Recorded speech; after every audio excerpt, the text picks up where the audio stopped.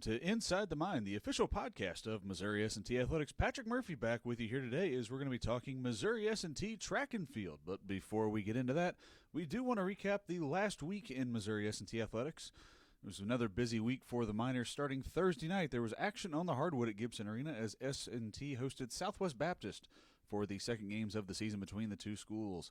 In the women's game, the Miners nearly overcame a slow start to the night and closed to within 3 points in the late going after outscoring the Bearcats over the span of the second and third quarters, but it wasn't quite enough as S&T saw their winning streak end at 2 games with a 79-68 loss to the Bearcats.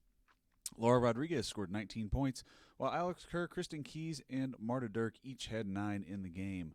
That game was also another milestone for Alex Kerr as she eclipsed 400 career field goals and now has her eyes set on working into and through the top 10 all-time on that list.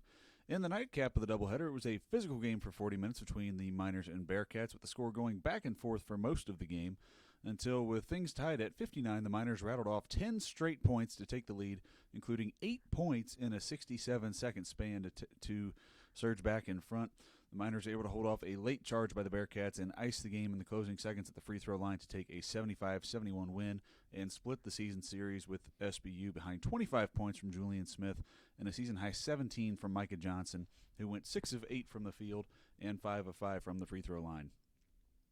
Friday, it was track and field competing at the UCM Invitational in Warrensburg, their first event of the new calendar year as the indoor season resumed. Miner men's team posted a third-place showing, while the women's team finished the event tied for fourth. On the men's side, S&T won 3 events, starting with a shot put as Nathan Swadley posted a throw of 55 feet 1.5 inches and was joined by Mitch Fairless in high jump as he cleared a height of 6'7", along with Aaron Tobin in the 400 meters in a time of 51.46 seconds. Luke Allen posted a second-place showing in the triple jump with a mark of 43 3/4. Joseph Nickel in the pole vault as he cleared 15.5, and Jacob Lubert in the weight throw with a distance of 59.8, while Noah Richardson came home third in the triple jump with a showing of 42.7.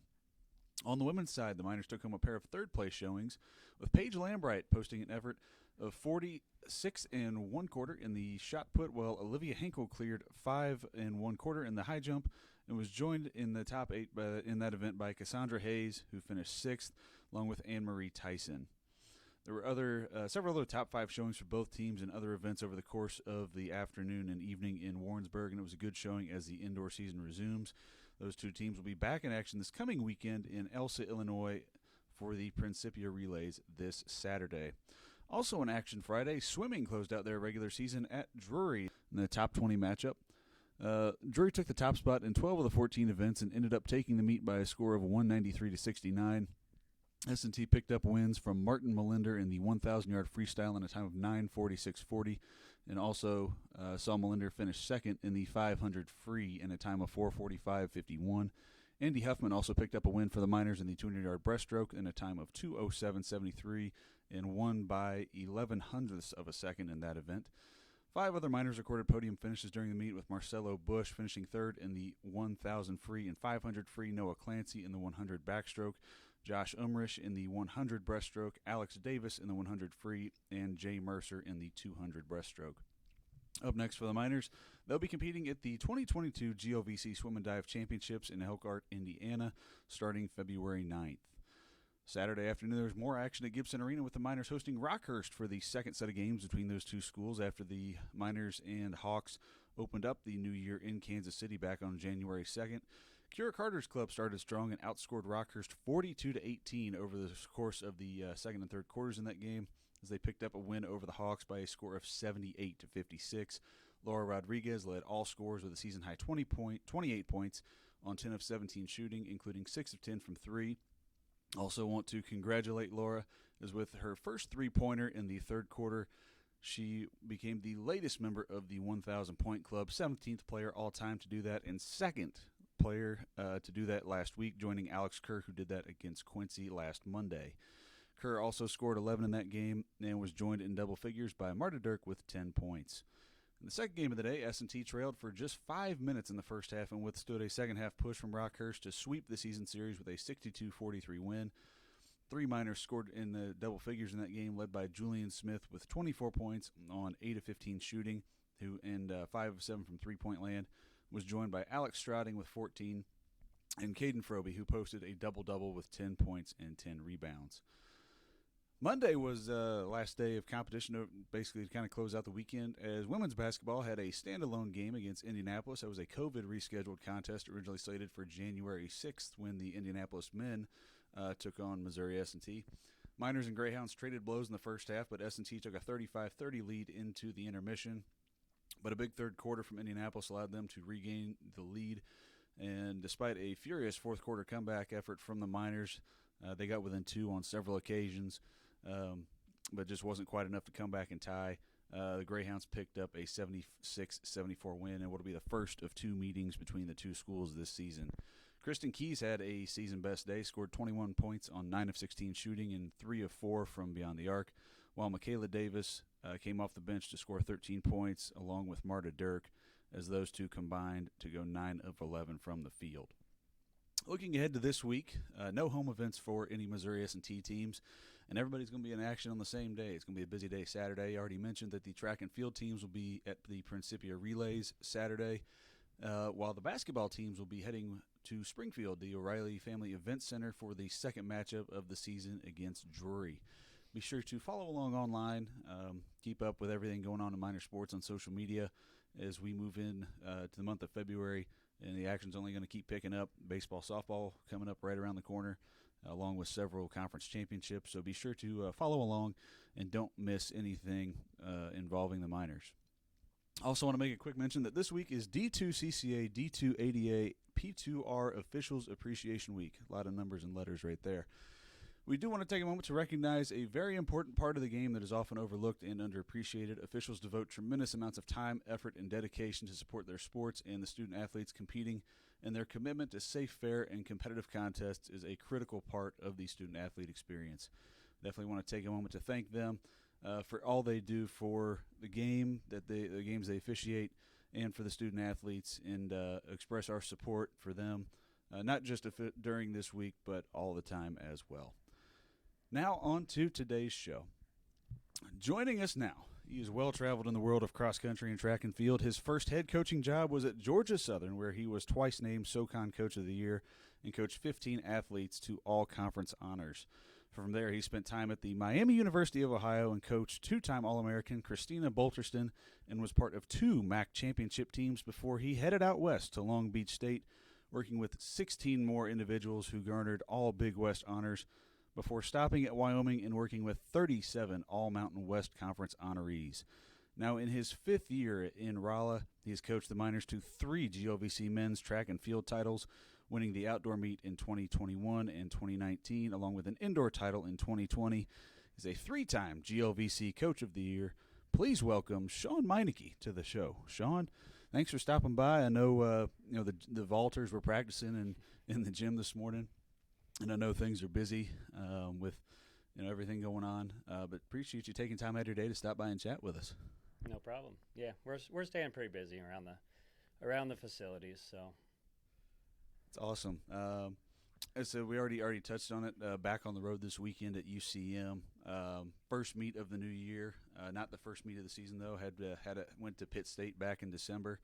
Obviously it's a very small sample size so far, but through these first couple of events, how do you think the performances have been? Who's kind of stood out to you? Is there any newcomers that have kind of that have started to kind of step in and looking like they're really going to be able to contribute, moving through the seasons? Yeah, you kind of have to look at fall semester culmination and the beginning of spring semester in 2 completely separate lenses.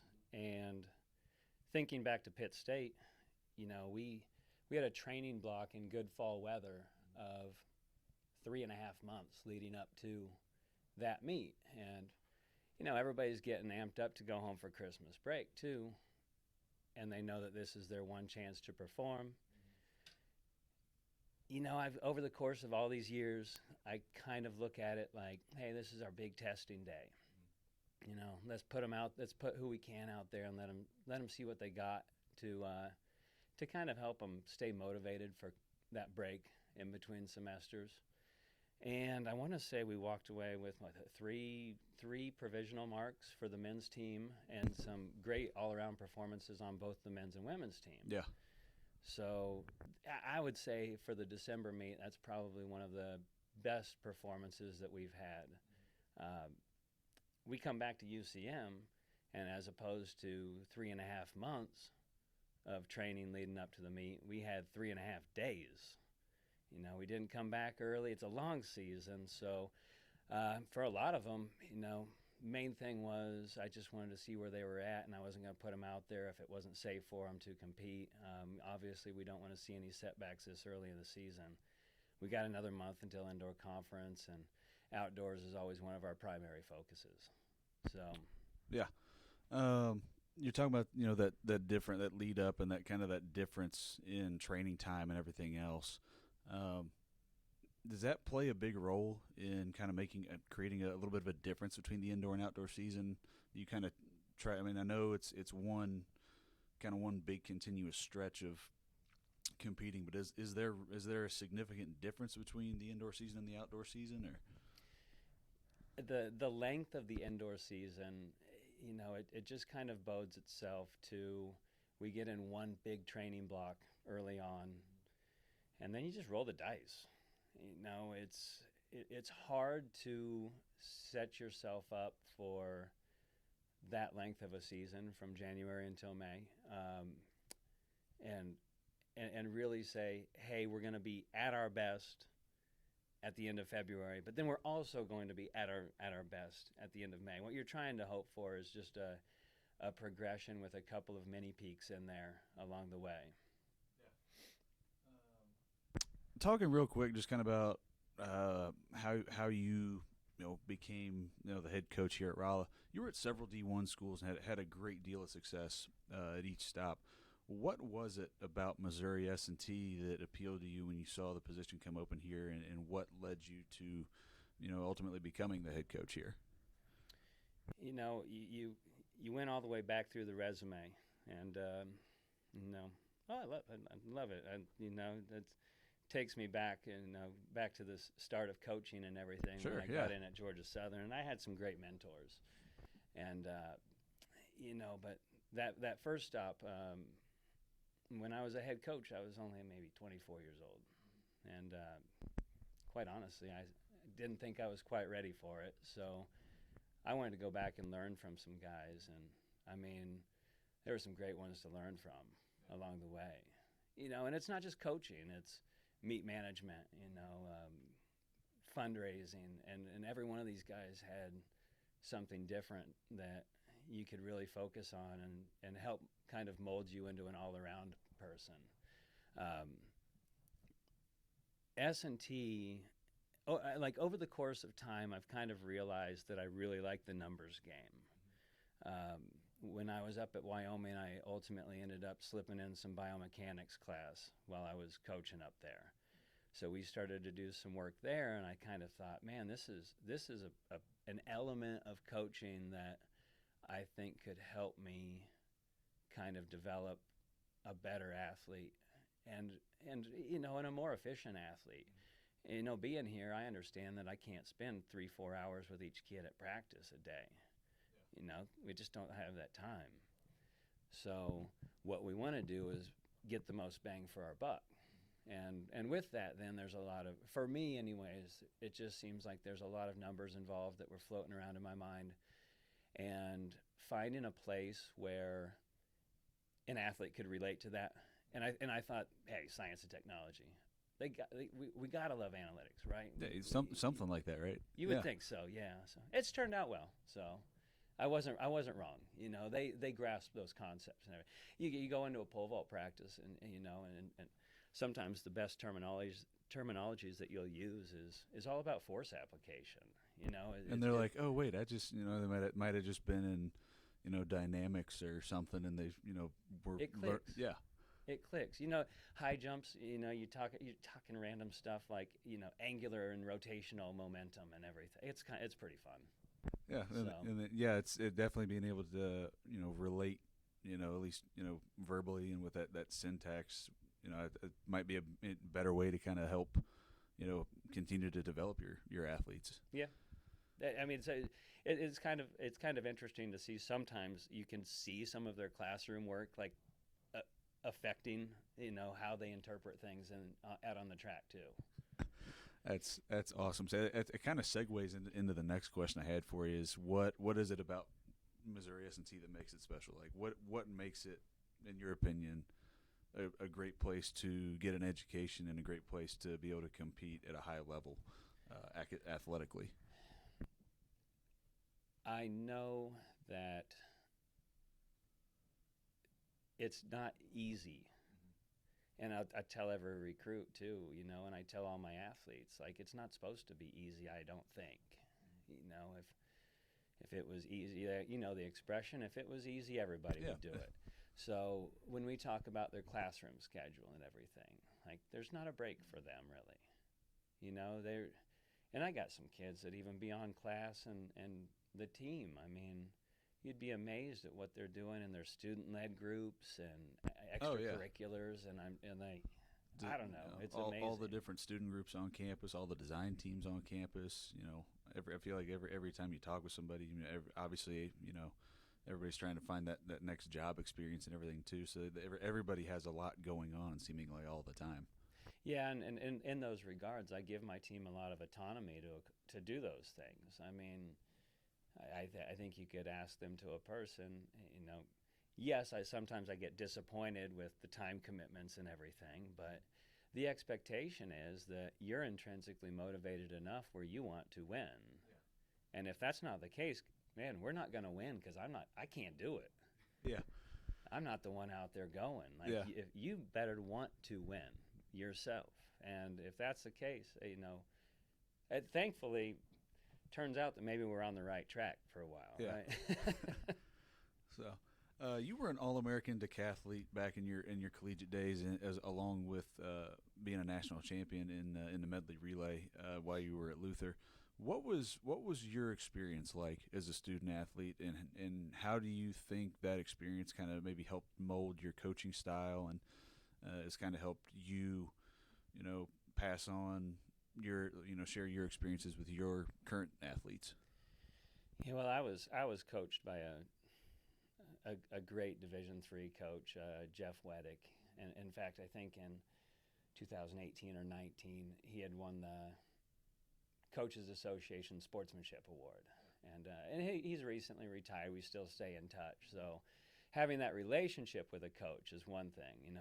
I'm always happy when my alumni give me a call or shoot me a text, or I see them at an event. The other thing with our level, with the Division III at Luther, is, Coach Weddick wasn't always there to hold my hand, and walk me through a practice. Yeah. So I think that, ultimately, as an athlete, I probably sat there and said, man, I wish that there was somebody, all the time, but that's just not the way life works. And in hindsight, then, I think that it probably helped me develop a lot of tools as an athlete. Again, I go back to, autonomy. Yeah. And I think it probably helped me develop a lot of tools to create a fair amount of success for training over the summer, training over Christmas break, but then also to, we've got a big team, and I'm not always there for a practice. They would 100% tell you that. But that's, I also understand that an athlete can be responsible for their own success too. So was part of your, like, did you know when you were still competing that you wanted to get into coaching, or was that something that, like, once your career came to a close, it was kind of like a crossroads? You're like, I could go down left path and do this, or I could go down right path and get into coaching? Coaching's kind of funny because you just never know when it's going to hit you. Yeah. You never know when that bug's going to get you and say, I missed the sport or whatnot.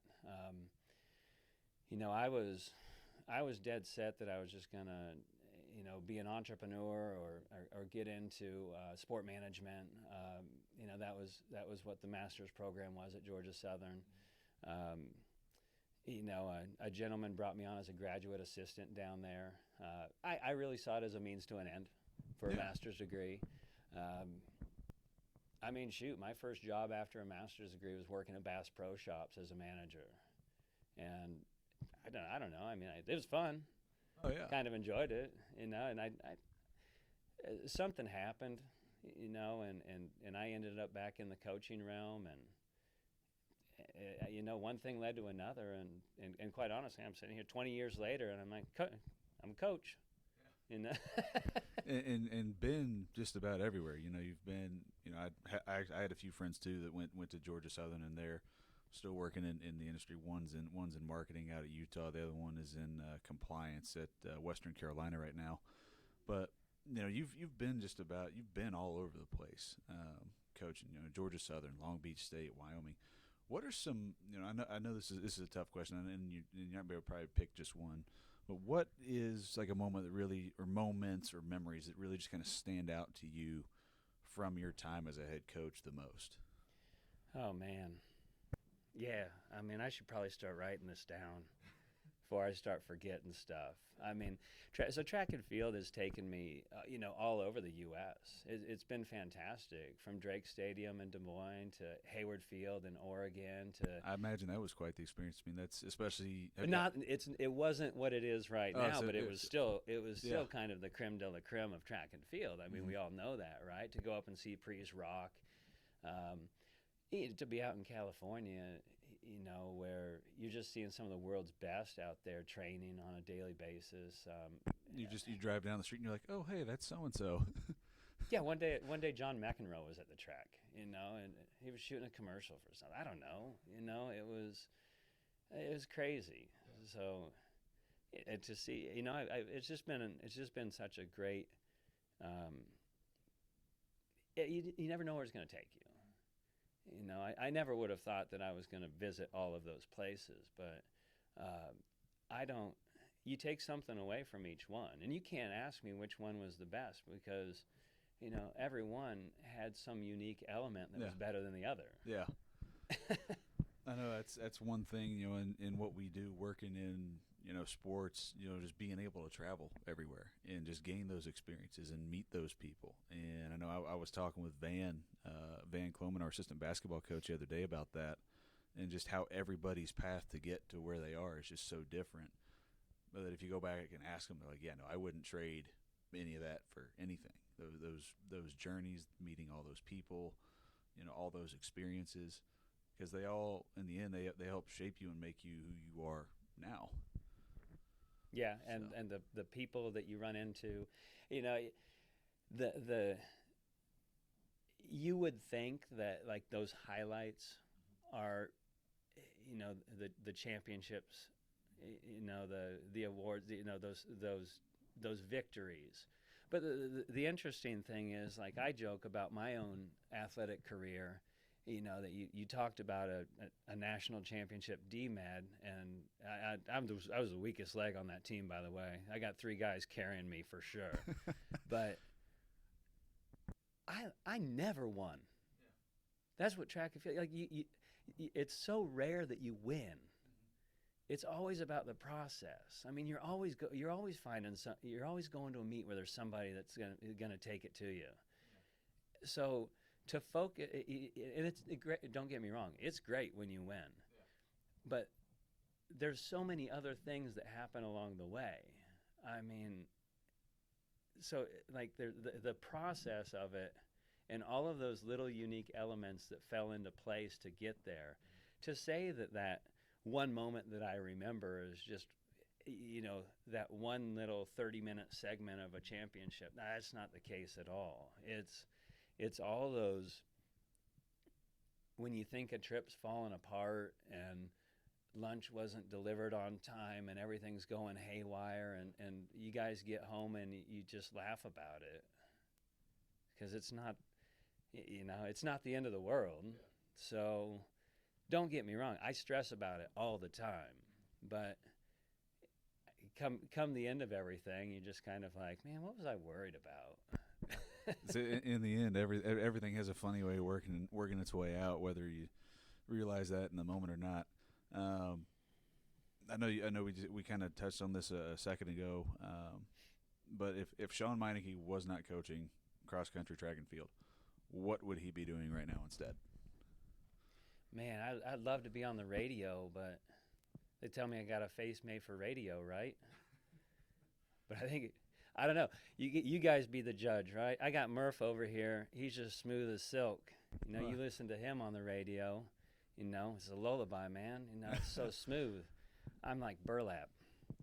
You know, so I was watching some things on play-by-play and everything. Like what you guys do on the radio sometimes. I'm like, that'd be so much fun. Yeah. I don't think that's what I'd be doing. Every day I think I'd be doing something. You know, would I be marketing? I'm not really sure. Yeah. What would he be doing? Farming, maybe. I grew up on a farm. Okay. You know, maybe go back, you know. It was a good time. Yeah. You know, I have no idea though, man. Yeah. No idea. Working in a library, I like books. Reading's always a fun thing to do. And the library is a good place to get lost in and everything. We'll go ahead and wrap this one up with a fun question. What's your favorite place to eat in town? Favorite place to eat in town? I mean, this is. We don't go out. This is home. Yeah. I mean, we cook good meals at home. So it's easy. It's fun. You know. Is it favorite home cooked meal then? Whew, my wife's been cooking good. Yeah. You know, last night was a honey garlic shrimp with broccoli. Oh, that sounds terrific. Yeah, and that's just tip of the iceberg. That sounds a lot better than the quesadilla I had at Hoppers last night. Not to knock the quesadilla at Hoppers, but you know I'm a sucker for seafood. But now that you're gonna, don't think any less of me, and some of y'all agree, but like this is so easy. Favorite place to eat in town. I mean, when you're hungry, right? Yeah. And I mean. Sometimes you just you gotta get a slice of Casey's, man. Believe it or not, just like talking with some of the other student athletes and everybody else, and like other people who like grew there's a lot of Casey's in the area. They're like, oh man, Casey's pizza, like that's it. Like, I don't know how far that extends beyond our region. I don't think I could go back out to Long Beach and be like, man, have you guys had Casey's pizza? But maybe, I don't know. Everybody looking at you like, Casey's. What's a Casey's? Oh man, that's fun. Well, Shaun, again, thanks for taking time out of your day to stop by and chat with us. I said I know just wrapping up vaulting practice over in the student rec center before you came over, and I'm sure you got everything else going on and trying to get everything lined up to go over to Principia this weekend. So definitely want to wish you guys good luck this weekend. Good luck the rest of the season. Thanks for stopping by, and we'll look forward to chatting with you sometime soon. Thanks, Murph. Take care, man. Yeah. That's Shaun Meinecke, head track and field coach here at Missouri S&T, stopping by to chat with us on Inside the Mine. And that'll do it for this episode of Inside the Mine. Be sure to tune in every week and catch new episodes, and be sure to subscribe to the show wherever you may be listening so you don't miss an episode. Plenty of places to find us and listen. If you haven't seen any of the previous episodes, you can go back and watch or listen to them. You can find the show on Podcastics, Spotify, Google Podcasts, Deezer, TuneIn, YouTube. There's a link to all those pages on our website, minerathletics.com, under the Fan Zone tab. You can go click on the Inside the Mine podcast tab, and that page has got every episode listed on there. The links to the YouTube videos are embedded in that page, along with links to where you can play them on any audio platform that you may get your podcast from. Thank you all again so much for taking time here today. We really appreciate you taking time to listen to these awesome conversations we have on Inside the Mine. Thank you all so much for your support. We'll see you all again next week. Cheers, and go Miners.